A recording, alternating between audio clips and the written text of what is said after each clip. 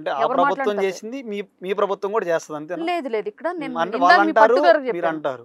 పర్టికులర్‌గా ఇందాక ముందే మీకు నేను డిస్క్లైమర్ ఇచ్చాను. రాజకీయాల్లో ఈ వ్యవహార ధోరణి తప్పు. బట్ స్టార్ట్ చేశారు. ఎక్కడికి లాగిద్దో మనం చెప్పలేం. అవును. స్వీయ నియంత్రణ అనేది ఇంపార్టెంట్. స్వీయ నియంత్రణ లేకపోతే కష్టం.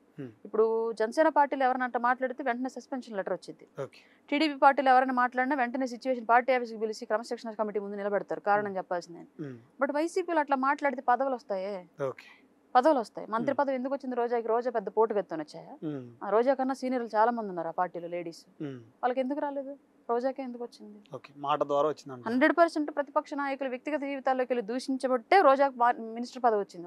తననే కాదు, కొడాల నానికి అదే క్రైటీరియా ప్రకారం ఇచ్చారు. అంబటి రాంబాబుకి అదే క్రైటీరియా ప్రకారం ఇచ్చారు. గుడివాడ అమర్నాథ్కి అదే క్రైటీరియా ప్రకారం ఇచ్చారు. పేరుని నాని, ఇలా అందరికీ పదవులు ఇచ్చినటువంటి ప్రతి ఒక్కళ్ళు బూతులు మాత్రమే ప్రథమమైనటువంటి ఎంపికగా లక్షణంగా చూసుకొని ఇచ్చాడు జగన్మోహన్ రెడ్డి. ఇందులో ఎలాంటి సందేహం లేదు. బట్ ఇది రాజకీయాల్లో ఉన్నటువంటి మహిళలకి ఇది మాత్రం 100% ఒక స్పీడ్ బ్రేకర్ లాంటిది అవుతుంది. ప్రతి వాళ్ళు వ్యక్తిత్వ హననానికి పాల్పడుతూ ఉంటే ఎన్ని రోజులను కాంప్రమైజ్ రాజకీయాలు చేయగలరు? చేయలేరు.